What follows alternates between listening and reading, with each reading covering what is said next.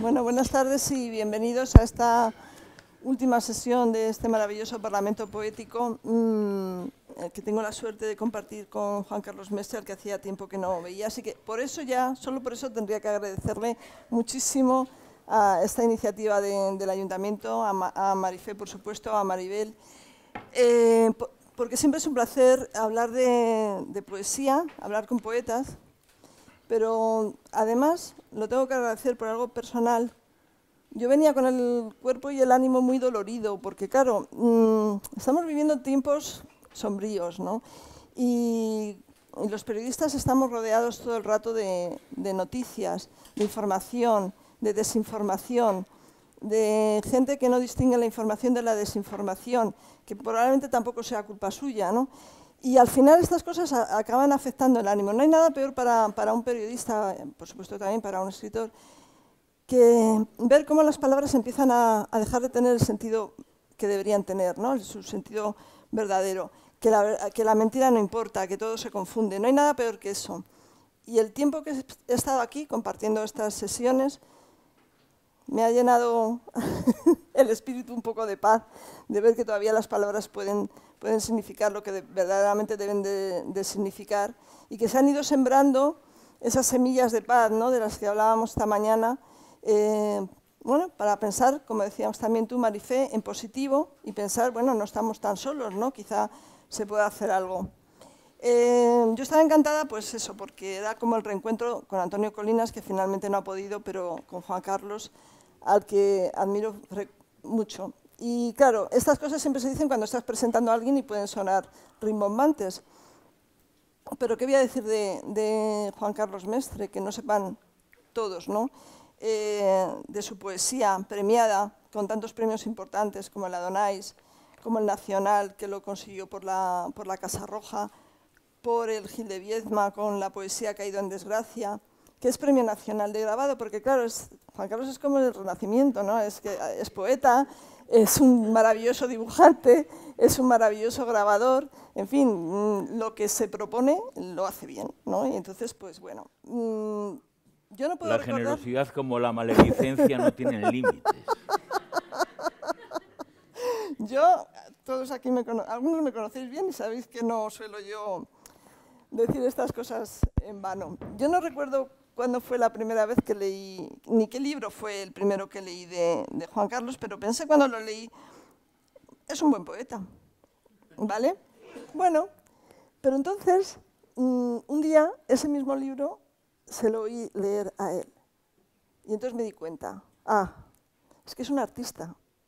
Es que hay poetas, hay directores de cine, hay escritores, hay escultores, pintores, y luego hay artistas, que es una gente que tiene un pelín, como algo que roza un poquito, ya sé que va a decir otra vez lo de la maledicencia y tal, pero es que es verdad, es como el genio. Y desde entonces, yo cuando leo un libro de Juan Carlos, intento oírlo en mi mente tal como él lo dice, porque es cuando te das cuenta de que en su obra él esculpe las palabras, es como un escultor que sacara las palabras de piedra. Yo lo he escuchado muchas veces decir a mis espaldas, ¿sabes? Se le quitan la voz y se queda en nada.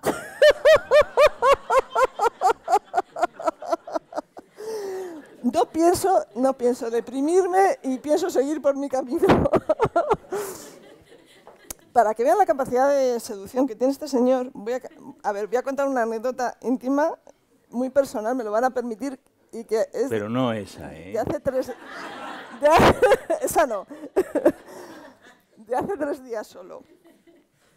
Yo afortunadamente todavía tengo madre, es muy mayor, muchos aquí la conocen, tiene 94 tacos y ya muchas, o sea, la cabeza la tiene fenomenal, pero muchos impedimentos físicos de todo tipo, prácticamente, bueno, no sale a la calle, pero es una mujer que ha leído toda su vida todo. Yo la recuerdo leyendo periódicos, libros, y es la culpable principal de que yo sea una letra herida y que me haya dedicado a lo que me he dedicado. Y todavía, a pesar de sus dificultades, lee, que a veces no tiene ni fuerzas para sujetar el libro, pero ella sigue leyendo. Pero a las dificultades ya se ha sumado que se ha quedado sorda por completo, pero no un poquito sorda, no, sorda que no hay manera de comunicarse con ella, porque antes se ponía unos cascos y podía seguir la tele más o menos, pero ahora ya es completamente imposible. Hace 3 noches la llamo mamá, ¿qué haces? Todo el barrio, mi barrio, la casa se enteró de que le preguntaba a mamá, ¿qué haces? Claro, porque hay que hacerlo un poquito alto.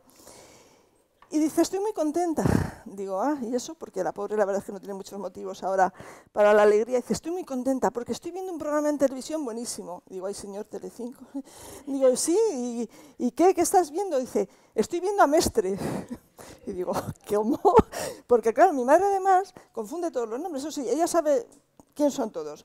Pero yo, por ejemplo, soy vecina y amiga de Gustavo Martín Garzo, pues a Gustavo le llama Pepe Jiménez Lozano, a Jiménez Lozano le llama Martín Garzo, en fin, un lío. Sabía que tenía que ocurrir, que me confundieran otra vez. Y cuando me dice, estoy viendo a Mestre, en ese momento digo, voy a poner la tele porque no me lo puedo creer, y efectivamente, en 24 horas, y efectivamente, pongo 24 horas y ahí estaba Juan Carlos Mestre y Amancio Prada, vis a vis, estupendo. Digo, y yo intenté decirle a mamá, pues mira, dentro de 3 días voy a estar con él en Segovia y tal. Imposible, se enteró toda la calle, pero ella no. Y además me dijo, mira, Angélica, te dejo, porque es que Mestre está muy bien, me está gustando mucho y me estás entreteniendo. Y yo decía, pero ¿qué verá? Ni qué o sea, si no oye nada. Bueno, esto es la capacidad de seducción de este señor, que da igual que sea sordo, ciego, mudo, en fin, da exactamente... De verdad. Gracias. Sabía que hoy también sería un mal día. Bueno, Juan Carlos, ya está. Como vamos a hablar de... De lo que quieras, Angélica. Del cambio climático era el tema asignado, pero yo antes de todo eso sí que quería, porque bueno, estamos en este ambiente tan machadiano, que me dijeras, si quieres, que ya no sé, ¿qué ha sido Machado para ti como lector? Y después como poeta, claro. ¿Qué ha sido Machado para mí como lector y como poeta? Pues Machado para mí fue, cuando yo leí los primeros poemas de Antonio Machado en el instituto, en los últimos años, en las postrimerías del franquismo, fue la presencia súbita de una lejanía, la lejanía de aquello que no existía en los jóvenes adolescentes de mi generación sometidos al autoritarismo de los actos de fuerza de la educación del franquismo. La palabra de Antonio Machado vino a suponer, sí, la presencia de lo que para mí es esencialmente la poesía, el lenguaje de la delicadeza humana. Aquellas personas que creen que frente a los actos de fuerza todavía le queda al mundo una última posibilidad de esperanza. La de aquellos que débiles, bajo la intemperie de las estrellas, frente a las sinrazones de su hambre, frente al dolor de la historia, todavía, como tú decías al principio de esta conversación, creen que las palabras han sido hechas para ayudar a construir la casa de la verdad y no para destruirla. Mucho tiempo después, Machado, a medida que lo fui conociendo y entrando en su poética, representó la figura para mí esencialmente civil del poeta. Hay pocas palabras que puedan estar a la altura de su nombre. Yo cuando surge la presencia de Machado y cómo uno se puede relacionar con él, en mi fuero íntimo aparece siempre la gratitud articulada de manera muy particular. ¿Acaso con las exactas palabras con las que Luis Cernuda le dio las gracias a los brigadistas internacionales que vinieron a ayudar al sueño de la Segunda República, acaso el último gran sueño de la inteligencia española, cuando en aquel poema 1936 escribía en sus últimos versos: gracias, compañero. Gracias por el ejemplo, gracias porque me dices que el hombre es noble. Poco importa que tan pocos lo sean. Uno tan solo basta como testigo irrefutable de toda la nobleza humana. Creo que ese era Antonio Machado. ¿Tenía razón o no tenía razón? Hemos reflexionado esta mañana y ayer también sobre la necesidad, ¿no? Ahora, en este momento que estamos viviendo, en España, fuera de España, con estas fantasmas de los que hablábamos ahora, nos harían falta unos cuantos Antonio Machado. Yo creo que existen, yo creo que están. son la voz de todas aquellas personas dignas, escriban o no escriban. Escribir poesía no es escribir banalidades bien entonadas en la mitad de una página. No, escribir poesía, ser poeta, es una manera de estar en el mundo. Y en este país hay muchos poetas. Hay aquellos que se levantan cada mañana para hacer pan, para modelar el barro, para ir a los institutos en la precariedad de lo que aún significa ser profesor en este país, de los que van cada mañana a los surcos de la tierra a labrar desde la ignominia de lo que son las relaciones comerciales en la sociedad del capitalismo avanzado, cuando la apuesta por ser campesino no es una apuesta por la humildad, sino casi una apuesta por la pobreza, como tantas otras profesiones dignas en nuestro país. Y creo que esa es la poesía viva, es la poesía necesaria. Han pasado las páginas de la historia y la poesía también ha transformado su lugar en el mundo y su manera de estar en el mundo. La poesía ya no es solo un ruido ordenado en la periferia del resplandor, donde las bellas palabras acompañan decorativamente la travesía del hombre, sino que se han convertido desde hace mucho tiempo en una herramienta fundamental para reabrir la discusión, para parlamentar y sobre todo para ejercer, creo yo, y lo digo con total radicalidad, un acto de legítima defensa contra la soberbia obstinación del poder para mentir. Porque solo en las palabras de la poesía sigue residiendo la palabra de la verdad. Decía Shelley que los poetas son los legisladores del universo, eran los legisladores nunca reconocidos del universo. Eso, queridas amigas y amigos, ya no es así. Los legisladores del universo son los grandes sátrapas, los mercaderes del dolor humano y aquellos que han hecho de su dedicación exclusiva al coleccionismo de escamas litográficas, como llamaba Baudelaire al dinero, el único objetivo de sus vidas. ¿Acaso le queda entonces a los poetas ser los legisladores de lo invisible? Aquellos ciudadanos comunes que hacen de las palabras y se abrazan a las palabras su único destino, el de la reconstrucción civil de la esperanza, para que las palabras vuelvan a significar aquello para lo que han sido previstas.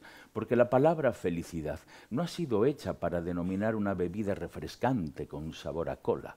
No, la palabra felicidad está íntimamente vinculada con la lucha por los derechos civiles de la felicidad. Detrás de las palabras está la lucha de los ciudadanos y los pueblos para que algún día, frente al pelotón de fusilamiento o las fosas comunes, la palabra piedad y la palabra misericordia significaran lo que dejaron de significar el día que la casa de los alquimistas fue invadida por los farmacéuticos del poder venenoso del autoritarismo.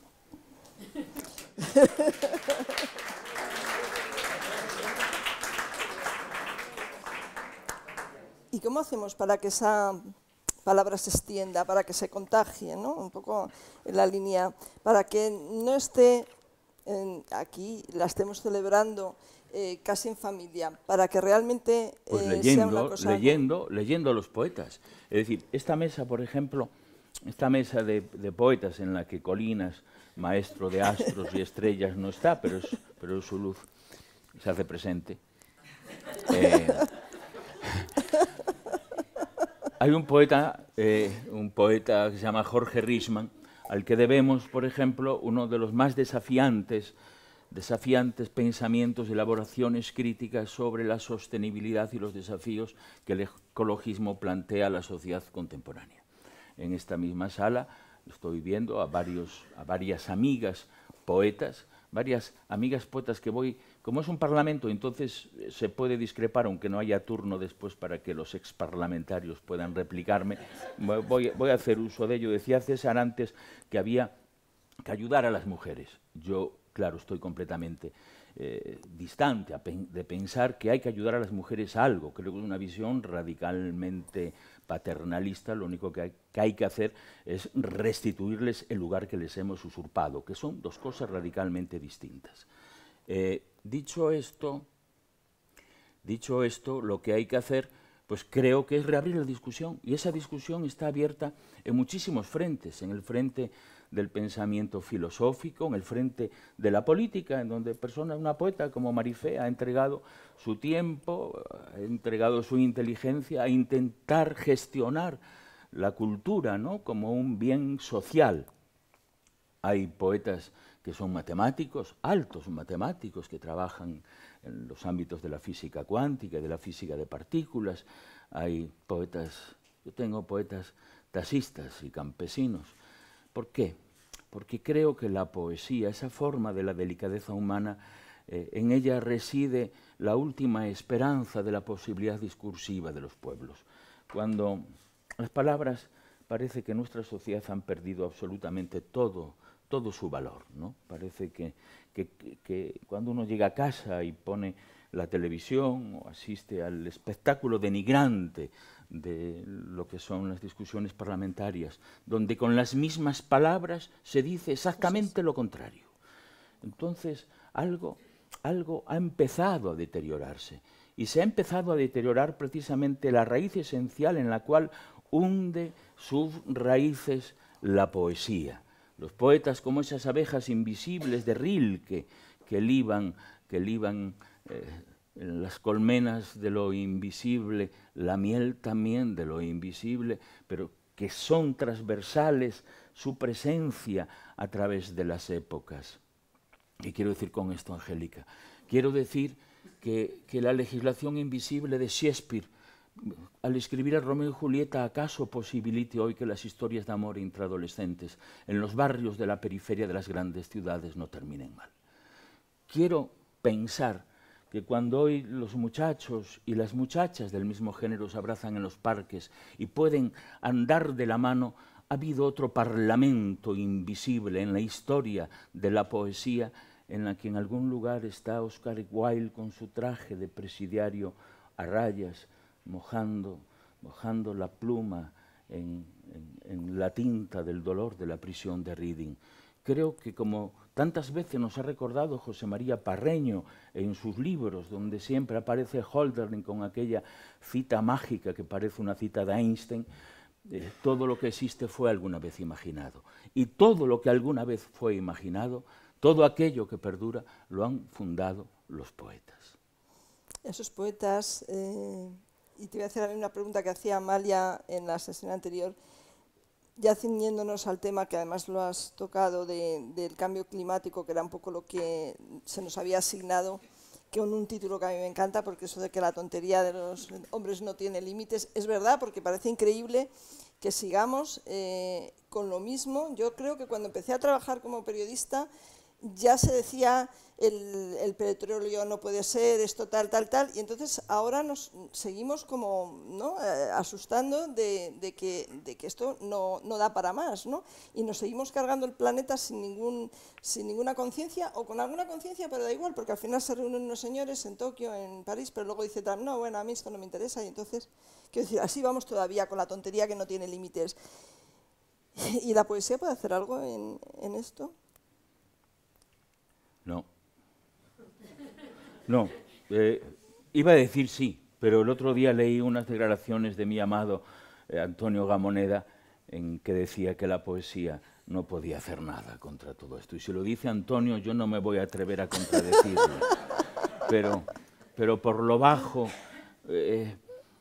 y no a sus espaldas, pienso que sí. Tengo una fe ilimitada en el proyecto de la civilización humana. Creo que, me lo preguntaba ahora unos compañeros de televisión, me decían, bueno, ¿qué piensas tú de los que no son receptivos, de los que creen que los negacionistas del cambio climático? Esa es una discusión que no podemos reabrir, ¿no?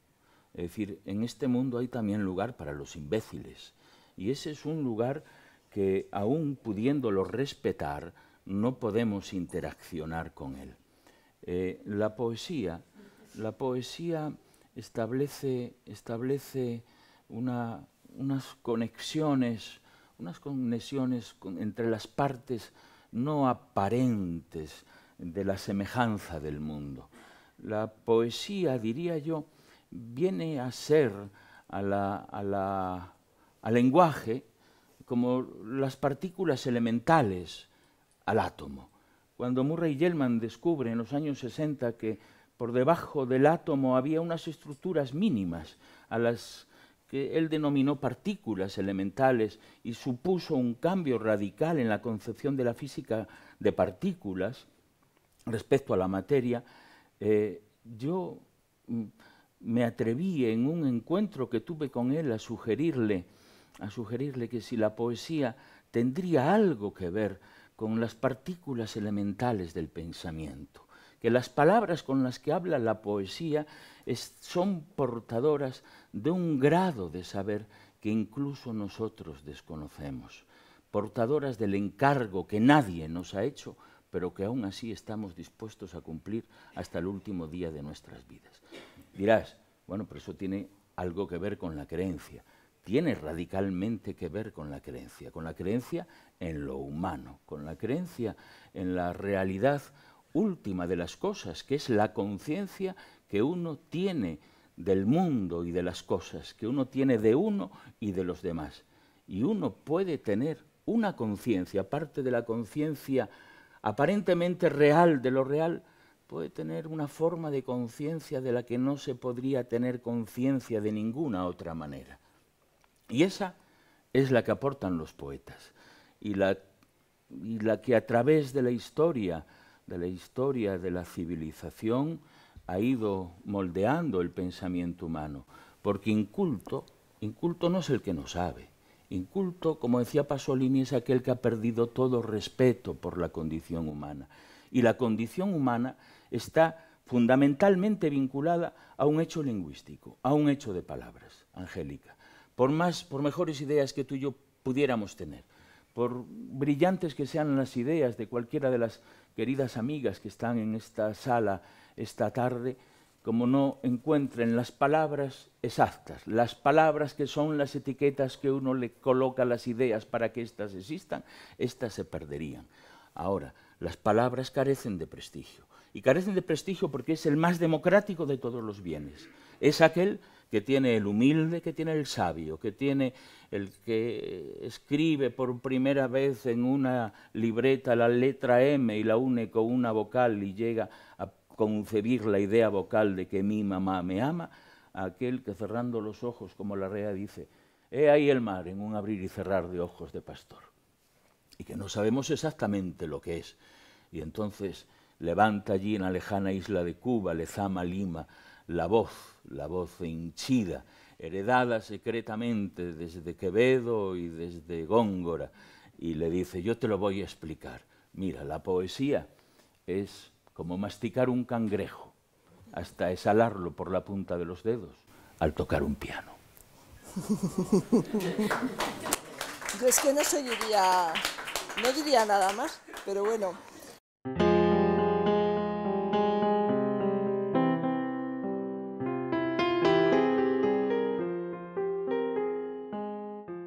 La poesía como generadora de conciencia, ¿no? Que también ha salido aquí como generadora de pensamiento, y no simplemente para distracción, pero no son buenos tiempos para esa poesía, más bien para la distracción, ¿no? Ahora todo lo que no sea divertido, distraído, no encuentra un cauce para salir, ¿no? Para pues, eso que se llama la industria editorial, ¿no? Todo tiene que ser para distraer, pero no precisamente la poesía generadora de conciencia, la veo yo en... Porque decía, sí, leer, claro, pero ¿qué leen ahora? Ahora todo el mundo está muy contento porque los jóvenes por fin leen poesía, pero ¿qué poesía leen, no? Bueno, la basura ha adquirido un prestigio extraordinario. De eso no cabe ninguna duda, ¿no? Pero vamos a ver. Vamos a ver, Angélica, cómo abordamos este delicado asunto. Este delicado asunto. Habías preguntado... Que no eran buenos tiempos para la poesía generadora de conciencia. Yo creo que todos los tiempos son buenos para Todos los tiempos son buenos y son malos y son terribles. ¿Acaso lo más ominoso de esta época sea el tener que volver a reabrir discusiones que parecerían que estaban cerradas, ¿no? Volver a resituar en un lugar de reflexión la banalidad del mal, los valores determinantes de la usura en la sociedad contemporánea, la indiferenciación que hace igual que sea lo mismo un par de botas usadas que Shakespeare, el hecho de que en el mundo contemporáneo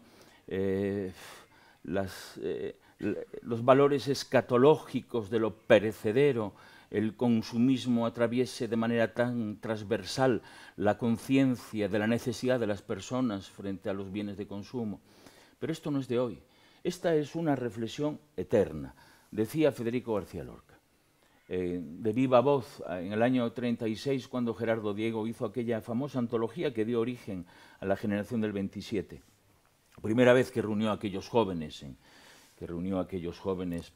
en una antología que fue histórica. Le decía, a ver si recuerdo, tengo tan mala memoria.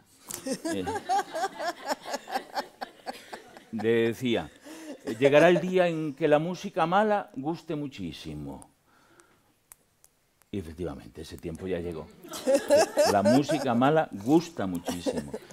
Pero no solo la música mala, es decir, es el tiempo, ha llegado el tiempo en el que el culto a la banalidad ha desplazado la reflexión crítica sobre los valores esenciales que determinan la conducta humana y los valores de bien.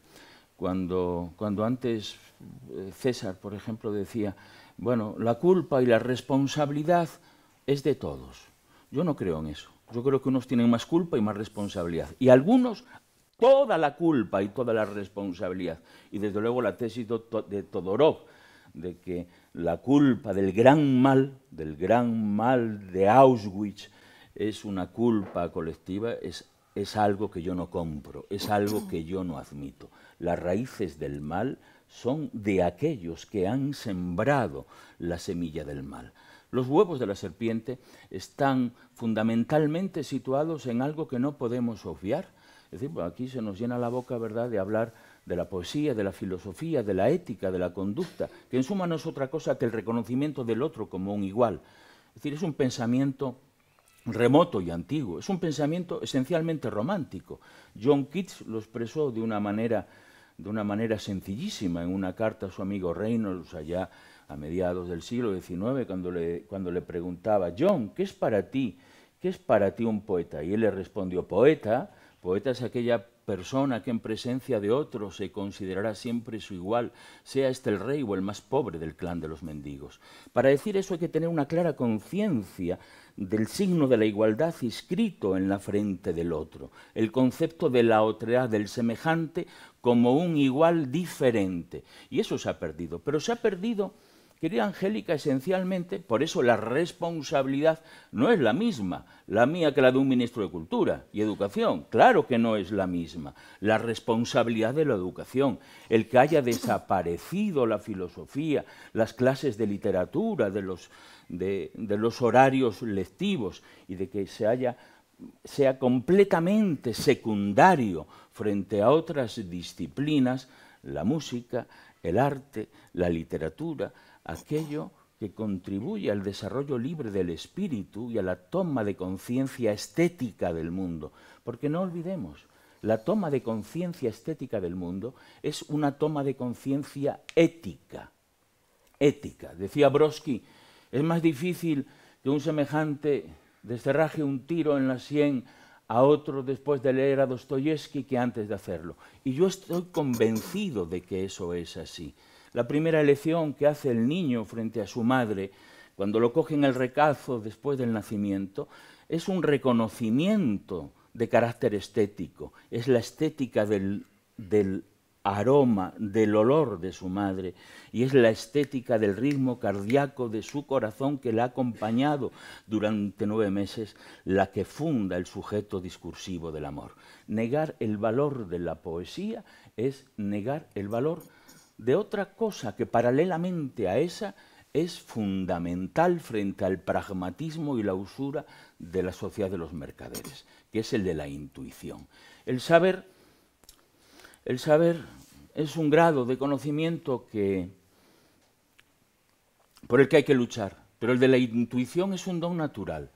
Y el rechazo de la intuición frente a la pragmática es el que ha hecho estratificar el conocimiento humano en un lugar secundario o en un lugar de un concepto aristocrático que es el que sea portador de un saber. Y la mayoría de los saberes, de los grandes saberes, quedan rendidos frente a las grandes intuiciones de la vida, porque nuestro cerebro hereda y nos aporta la posibilidad de construir con él y tener al alcance de sus medios, de sus posibilidades, todos los desafíos que la vida nos puede plantear. Si no, no nos lo plantearía.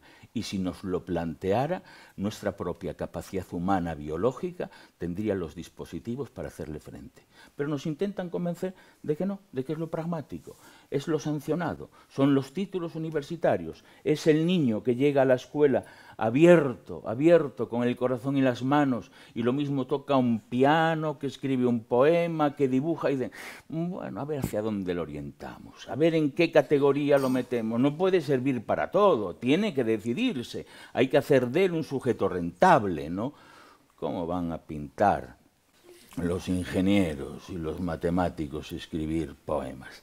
No, yo creo que se impone otra cultura humanista que devuelva y centre en los valores esenciales de los que es portador la condición humana, por encima de aquello que hoy se ha establecido como única conducta, los intereses del mercado, que son los más mezquinos, son aquellos que están en manos, pues, de seres absolutamente despreciables, como esta persona al que tantos hoy le bailan la cuerda en uno u otro tema respecto a asuntos fundamentales del mundo, y que es, bueno, por no nombrarlo, le llamaré el innombrable.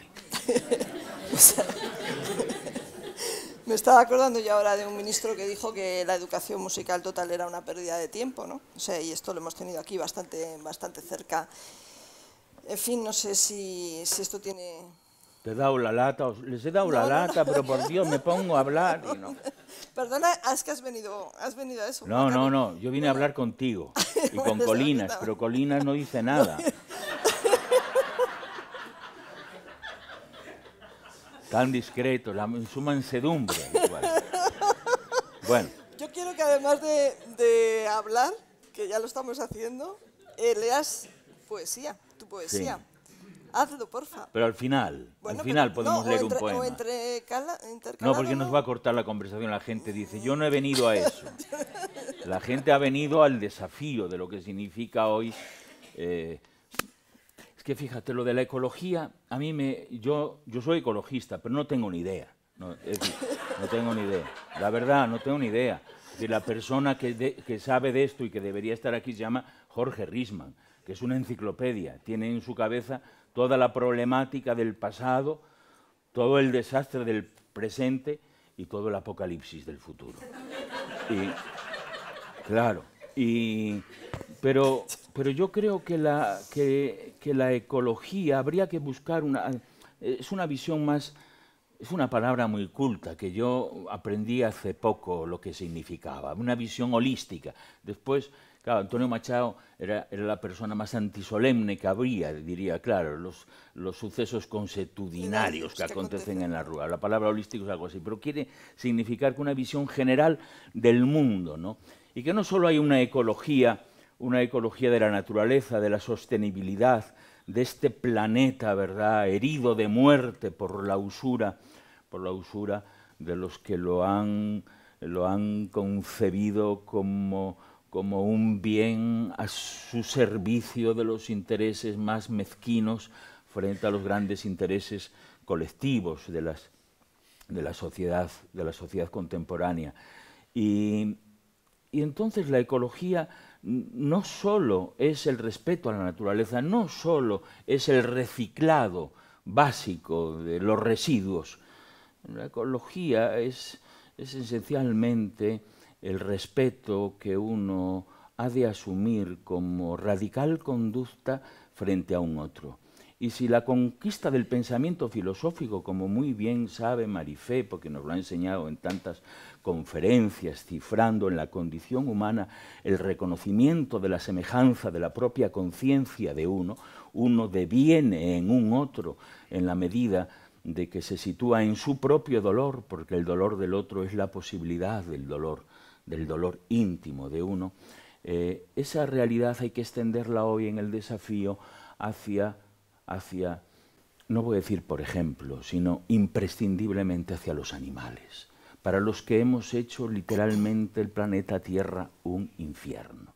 Si cualquiera de nosotros pensara por un momento en la condición animal y se situara en ello, se aterrorizaría. Diría, ¿pero esto qué es? ¿Qué es? Y esos animales que nos comemos todos los días, yo también los como, son seres portadores, los como limitadamente, Maribel. No como tú.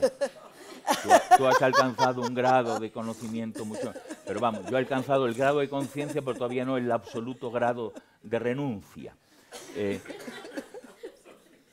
Hemos hecho literalmente un infierno el planeta Tierra para los animales.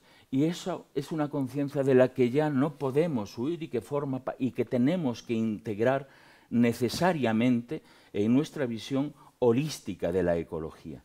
Pero lo son también otras cosas que pasan radicalmente desapercibidas, como son las periferias de nuestros lenguajes. Porque nosotros, el ser humano, es fundamentalmente un hecho de lenguaje.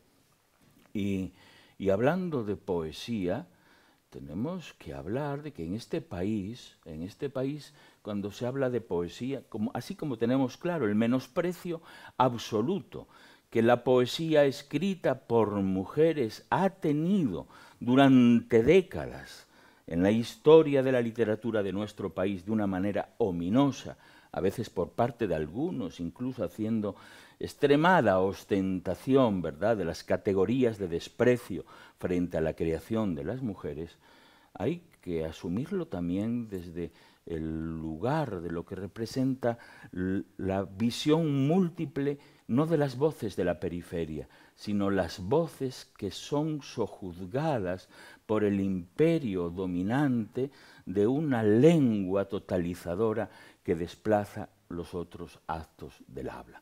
En esta sala hay alguna persona que escribe en una lengua desgajada incluso de su propia lengua y que ha asumido alguno de los más brillantes desafíos de convertir la lengua de los pocos, ¿verdad?, en la conciencia perdurable de los muchos. Se llama Luz Pichel, escribe entre el gallego y el castrapo, es decir, escribe desde el corazón mismo de nuestra lengua. Es decir, esa voz de los pájaros, esa voz que no se entiende pero que nos acompaña en la visión descriptiva de la belleza del mundo, es hoy esencial y forma parte también de la preservación ecológica del ser humano en relación con el resto de las criaturas y los lenguajes de las criaturas. Decía Walter Benjamin, citado aquí ya varias veces en la sesión anterior, que bueno, no importa lo que hoy desconocemos, incluso lo que no entendemos. El otro día me lo decía un niño en Argamasilla, levantó la mano en un coloquio y la profesora lo miró así, porque era un muchacho que no estaba previsto que hiciera una pregunta, ¿no? Y entonces yo le dije, sí, y dice, me va a caer. Dije, no, hombre, no, ¿cómo te va a caer? Dice, no, yo solo quería decir que, bueno, llevamos aquí una hora y vamos, yo no he entendido nada, pero me ha gustado. Es que me ha gustado. Te lo digo, me ha gustado. No entendí, pero me ha gustado. Y se rieron como reís vosotras, queridas amigas. Yo le dije, fijaros, es que este muchacho acaba de plantear un desafío esencial de lo que es el arte. Nadie le exigiría hoy, ¿verdad?, Beethoven a Juan Sebastián Bach. ¿Qué es lo que quiere decir usted? No, esto se articula en nuestra conciencia. Tenemos la intuición, tenemos la sensibilidad.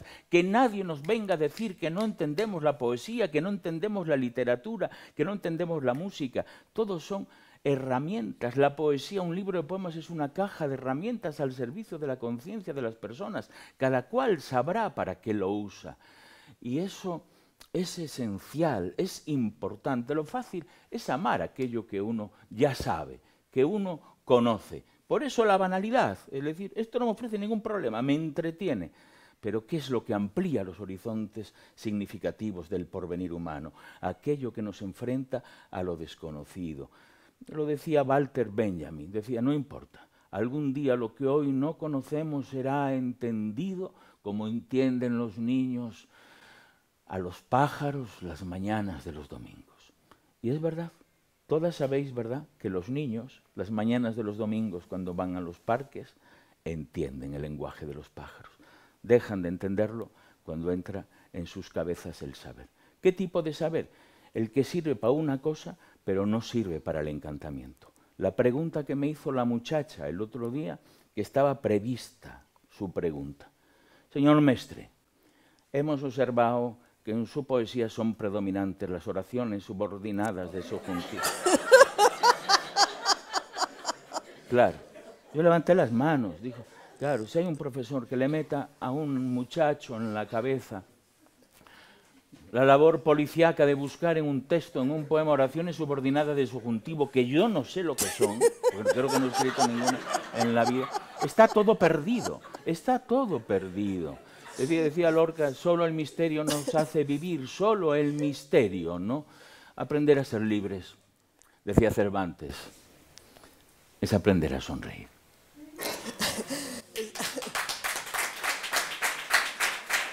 Bueno, ¿qué hora es? Va tocando tema, tranquilo que tenemos tiempo. Me preocupa. Pero tú no has hablado nada y tú eres una poeta extraordinaria. Eres una poeta notabilísima. Estás aquí. No trates de distraer al auditorio. Tocas cantidad de temas que me llegan al alma, ¿no? Porque además lo hemos estado un poco hablando antes, pues la visibilidad de la obra de las mujeres, bueno, pues el que todo está relacionado. Yo estoy completamente de acuerdo contigo en que no el ecologismo, pero también la solidaridad, la empatía, absolutamente todo lo que se nos está yendo un poco de las manos es porque todo está relacionado. Y la pregunta, ¿esto tiene freno y marcha atrás, como decía aquel? ¿Hay algo? Es verdad que de algunas cosas que hemos avanzado ya no vamos a retroceder del todo, aunque haya momentos en los que parezca que estamos retrocediendo y que vienen cosas que pensábamos que ya nunca tendríamos que pasar por ellas. Bueno, todo dependerá de la capacidad de resistencia que tengamos y de la voluntad que tengamos también por defender los derechos civiles a la felicidad, que en suma es lo que pervive detrás de todas estas conversaciones, detrás de todos los discursos políticos. Para nosotros los ciudadanos no discutimos esto para obtener más beneficios, para aumentar las plusvalías, para engordar las grandes cuentas bancarias, para compensar los balances anuales de la rentabilidad del sistema. Lo hacemos porque creemos que el destino natural de una persona es el de la felicidad. Y lo creemos como una idea transversal a través de la historia de la cultura. No pensaba algo muy diferente Oscar Wilde cuando decía, escribo para intentar reconstruir la sociedad sobre unas bases radicalmente distintas que algún día hagan imposible el sufrimiento humano. Ese sueño yo creo que es el que sigue sosteniendo al arte, ¿no?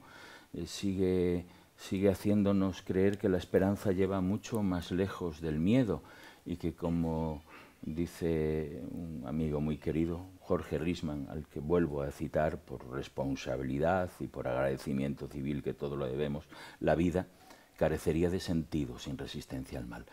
Hay que resistirse y luchar, ni un paso atrás, desde luego, pero lamentablemente aquello que parecía cerrado, aquello que parecía consolidado, incluso la abolición de la esclavitud, ¿verdad?, vuelve a estar hoy sobre la mesa, porque hoy hay condiciones laborales que son semejantes, si no utilizamos palabras eufemísticas, a la esclavitud. Y bueno, ¿para qué hablar de esas ominosas sombras que en el horizonte de los discursos ideológicos amenazan con amenazan, no, hacen abierta apología de ideas absolutamente criminales que llevaron a nuestro país al periodo más amargo de su historia y desde luego a la humanidad a uno de las heridas cuya cicatriz no puede ser ignorar y que han cambiado radicalmente el pensamiento político, ideológico, filosófico y poético del mundo. No es la lectura equívoca que tantas veces ha hecho de Adorno cuando decía ¿será posible escribir poesía después de Auschwitz? No. Creo sinceramente y honestamente que lo que quería plantearnos Adorno es justo la pregunta que se ha hecho César con Marifé en la sesión anterior. ¿Qué hemos hecho mal para que sucediera esto? ¿Qué debemos hacer para que no vuelva a suceder a Auschwitz? Ahí está el desafío. Y es útil, pues yo creo que este Parlamento, esta discusión, a mí me devuelve la esperanza, ver una sala llena de personas que creen en estas cosas y que basta con mirarlas, basta con observar la aureola de luz y de esperanza que hay sobre ellas para darse cuenta de que no hay ningún peligro frente a las oscuridades del futuro. Lo pienso así, lo digo así, me gustaría decir las cosas de otra manera, pero no me sale.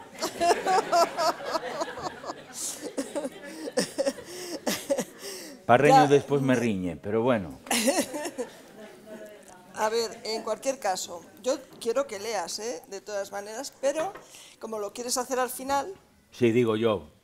Pues, y también es que no hay nada más peligroso, decía mi amigo Antonio Pereira, decía, no hay nada más peligroso que las 8 de la tarde, un poeta y un público amable.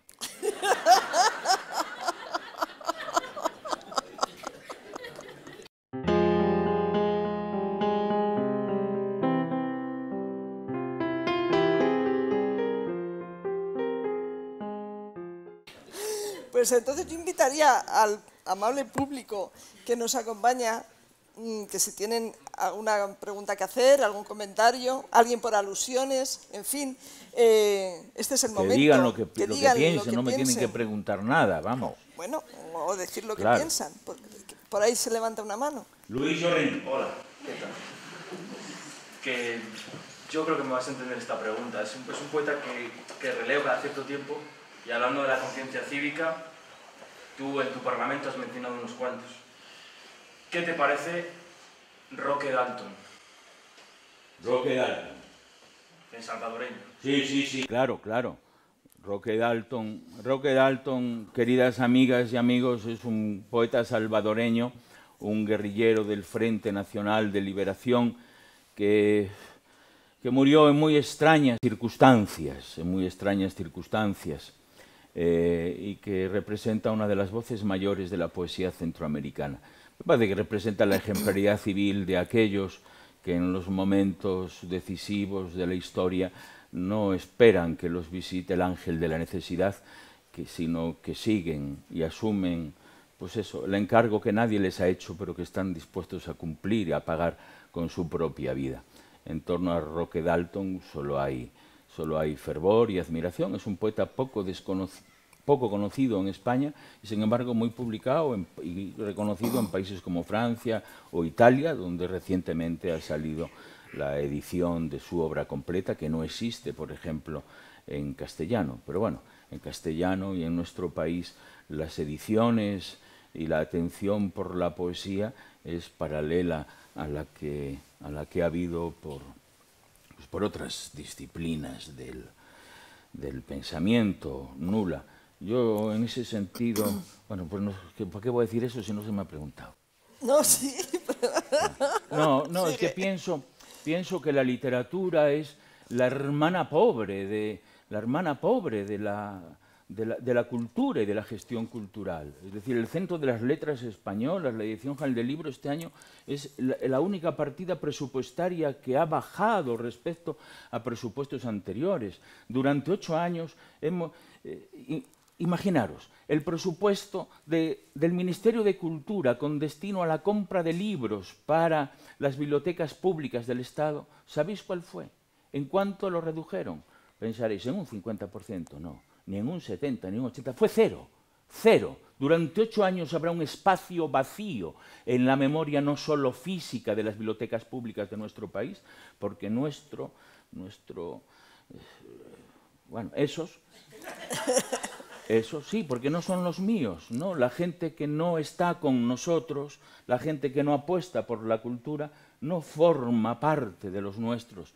Los nuestros, lamentablemente, son otros, son los que no tienen libros que leer, los que no tienen editoriales donde publicar, los jóvenes que en las guardillas del amanecer siguen escribiendo sus poemas sabiendo que no tienen ningún destino. Si yo comenzara hoy, no sabría qué hacer.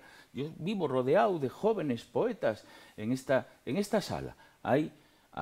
Os lo advierto, cada 5 segundos escribí yo en un libro pasa desapercibido un milagro. Pero para que no os pase desapercibido en esta sala hay un milagro.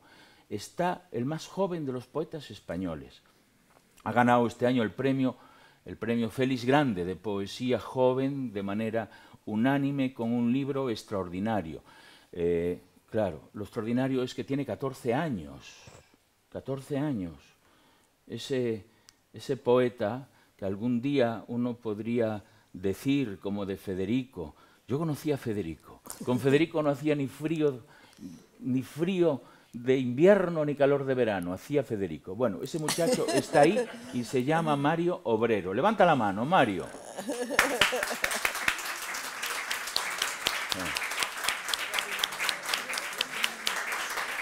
Sí, de verdad, leerlo, es un poeta conmovedor, es un muchacho que ha venido a quedarse. Yo lo escuché una vez con Jorge Risman, precisamente, en la universidad. Estaba entre el público, levantó la mano y nos hizo unas preguntas que Jorge Risman y yo quedamos asombrados. Y fíjate, si tú me dejaras al final, yo leería un poema más corto y a lo mejor lo podíamos invitar a él a que leyera un poema. No hay ningún inconveniente. Porque es una oportunidad única. Yo sé que me lo agradeceréis toda la vida. Por mí no hay ningún inconveniente. Ya. Bueno, estamos en un mundo complicado. En lo de Roque y Dalton. Bueno, por cada poeta que muere o es asesinado, práctica habitual en la historia de la poesía, no podemos olvidar que Federico García Lorca sigue siendo un detenido desaparecido. Que Luis Cernuda murió pobre, triste en el exilio. Que Alto Laguirre, que León Felipe, que todos los poetas del 27 murieron en el éxodo, en la miseria, en el abandono, que Miguel Hernández, el más joven de todos, fue víctima de un crimen de Estado. De esa historia venimos y parece qué cuento quieren que contemos, qué alegría quieren que mostremos. Esa es nuestra historia y mientras podamos hablar, lo vamos a recordar. Porque el imperativo categórico de la memoria, mantener inmaculada y pura la sonrisa de nuestros muertos, es también una obligación moral de la poesía. Habrá muerto Roque Dalton, pero por cada poeta que muere, hay otro poeta que extiende su mano de albahaca hacia las estrellas para que muchachos como Mario Obrero continúen con el trabajo, con la creencia de aquellos que pensamos que algún día las estrellas serán para quien las tenga. Perdón. He sido yo. Perdón. Vale. He sido mi voz. Estamos. Antes de que Mario Obrero lea un poema, porque vas a terminar tú leyendo, eso vamos, lo tengo clarísimo, aunque intentes, no sé, ¿alguien quiere decir algo? Parreño por alusiones, tú. Sí. Lo único que quiero decirles es que muchas gracias por esa pasión, porque necesitamos la pasión en la vida, no vale ser grises en la vida, hay que tener esa pasión, te lo agradezco mucho. Solo me he mirado en su espejo, quería mía.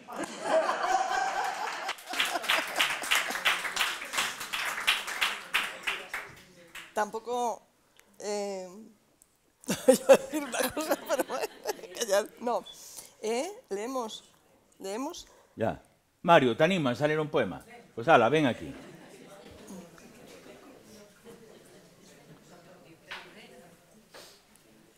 Bueno, esto sucedió ya hace 5 años, tenía yo 10, cuando conocí a Mestre. Bueno, pero de mí no hables. Bueno. De mí no hables. No, pues no va a parecer que está preparado. De ti no, del encuentro encontrarlo sí. Ha sido una sorpresa encontrarlo aquí, pero una sorpresa maravillosa. Lee un poema, Mario, querido.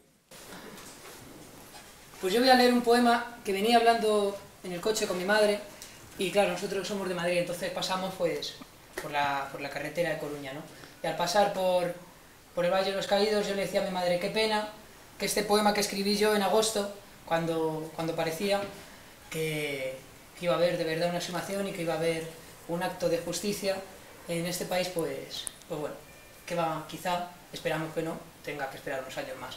Pero bueno, por eso justo yo creo que es importante leerlo días como hoy, porque no nos tenemos que olvidar de esa necesidad urgente de sacar a Federico García Lorca de Fuentevaqueros y sacar, en fin, a todos ellos, como también sacar ese espacio que es la poesía. Así que este poema se llama Decreto. En septiembre, el gobierno ha decretado exhumar a Francisco Franco del Valle de los Caídos. Llevo 43 años comiendo uvas con un valle de posidonias en las clavículas. Es ahora, en el sol de las clavellinas, cuando recuerdo la sección 11, un agüero entrando en la asamblea de chicharras con su encargo. Van Gogh, en la despensa poniéndole raíces a las patacas, como un niño y su bifaz sobre el lirismo gangrenado de la zarza. La mano de Teresa de Jesús. El orificio nasal de los retratistas del Mediterráneo. En septiembre cumplo 15 años. No lo decreta el gobierno. Es una ley escondida en la botica de los ateos. Los que ateos ven atardecer y gritan el nombre de los chopos en Madrid. Un alumbramiento como espacio de Juan Ramón Jiménez no podía desembocar sino en la exhumación de un dictador, de un fascista, de una mano grisácea como palomas enclenques, susurrando «Di algo, Carmencita». Carmencita es mi abuela, y recoge un chiste homínido en septiembre de 1992. Ella dice, ni en dioses, reyes ni tribunos está el supremo salvador. Todo sería igual si lo quisiéramos, si serlo lo dejáramos. Y si dormimos, que abandonada queda la otra realidad. Esa otra realidad de septiembre. Una empleada doméstica echando pelusas a las losas de 1500 kilos. La sección 11. Los decretos mojando su cabeza en el cantar marino, abundante de palomas.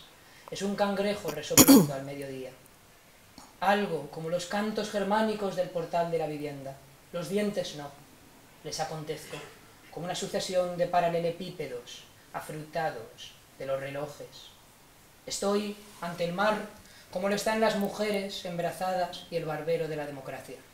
En septiembre, un país frente al mar, gritando espacio, como un escándalo verde de padrinos y atalayas, o el paseante ladrado por los pájaros, en abrazo con los 4 cardadores de ambulantes, con los gitanos testeiros, con las 13 rosas, con el pacto de amor de Dionisio Tejero, con el olor de traje quemado.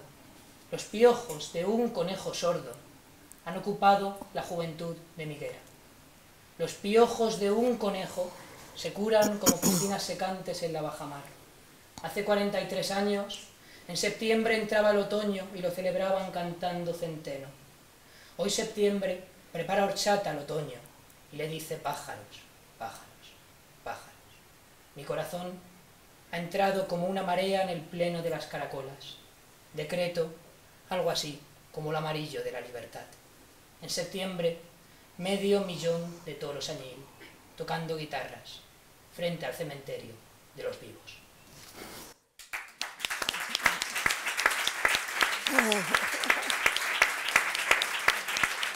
Muchas gracias. Muy bien. Está claro. Vete.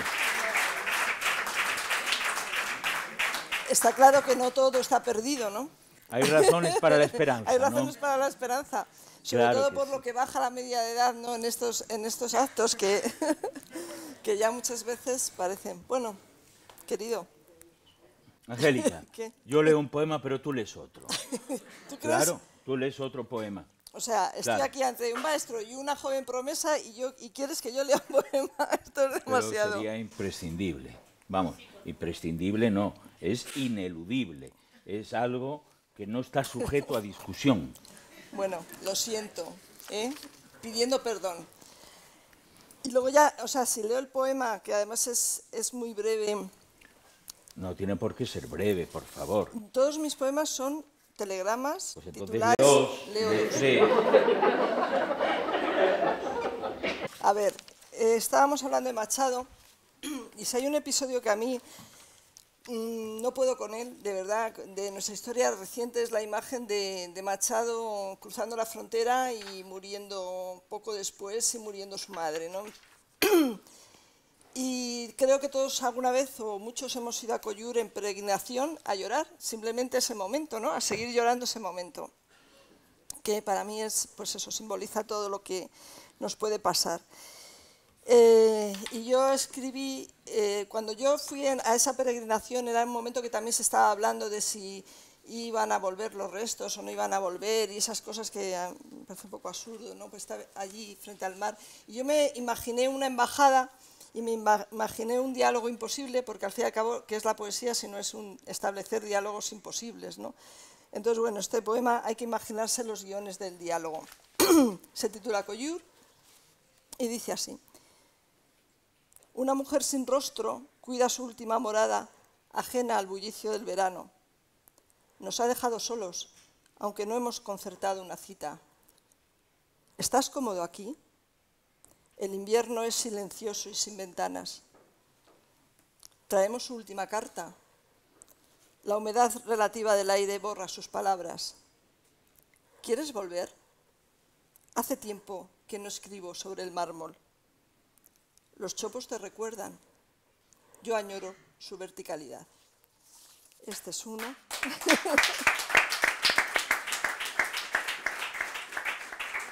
Bueno, y otro más breve todavía y ya. Esto tiene que ver un poco con el tema, ¿no? Con el tema de, bueno, de la ecología y todo lo que para mí está relacionado. Hay una cosa que yo admiro mucho en la gente, y es esa gente que consigue celebrar la vida a pesar de todo.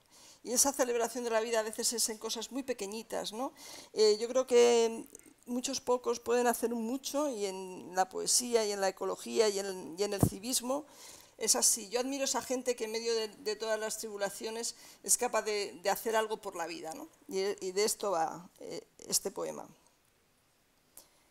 Con el cuenco de la mano protege la llama el que siembra la albahaca en medio del mar, el que heredó el secreto de los abedules, el que deja a la puerta la desesperación, el que nada sabe de la desesperación, el que talla una diosa en la proa del barco, el hijo del náufrago, el guardián de la vida.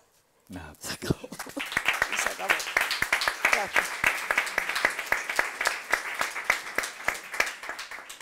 Bueno, Hecho. queridas amigas, queridos amigos, muchísimas gracias por vuestra cálida, generosa y entrañable compañía. Angélica, eres una persona encantadora, encantadora. Lo otro te lo diré cuando salgamos de aquí. De verdad, siempre que he estado junto a ella he sentido la protección de las personas generosas, que no es otra que la generosa inteligencia. Muchas gracias. No, a ti, Gracias, sí. Mario, por tu compañía. Y déjeme que les diga una cosa. Decía mi amigo, un amigo al que quisimos mucho, algunos de los que estamos aquí, se llamaba Rafael Pérez Estrada, un poeta malagueño.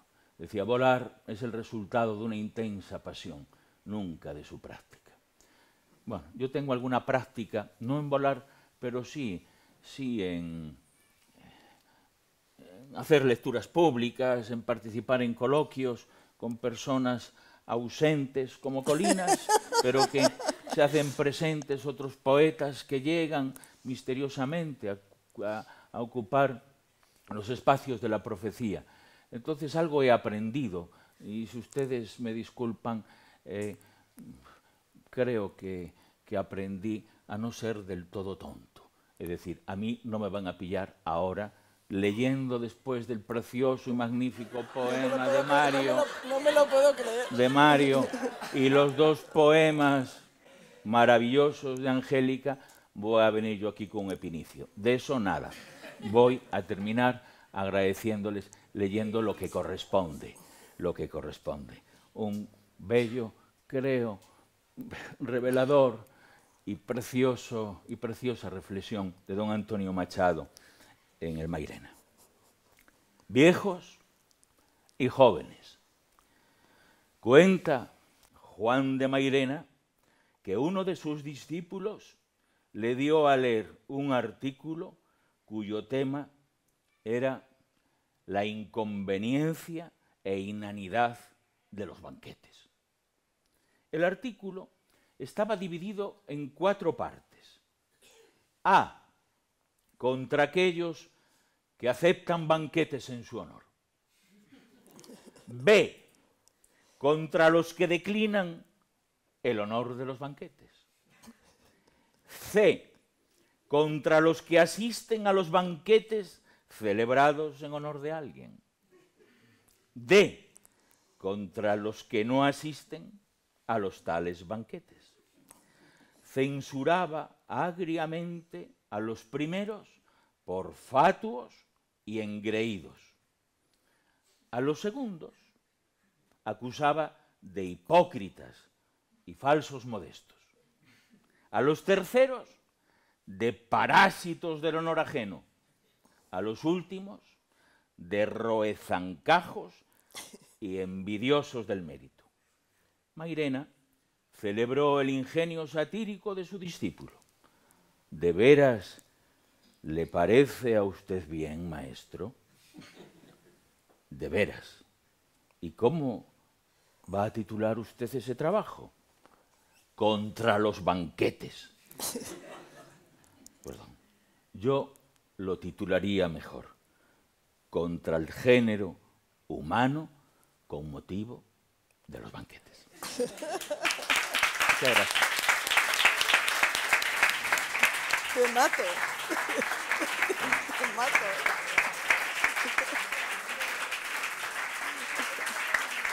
Esto para matarlo. Está bien. Así lo hago. Muy bien, muchas gracias. Bueno, pues nos vamos, ¿no? Sí. Bueno, ¿qué es lo que hay que decir? Es que no sé qué es lo que hay que decir. Que nos vamos, ¿no?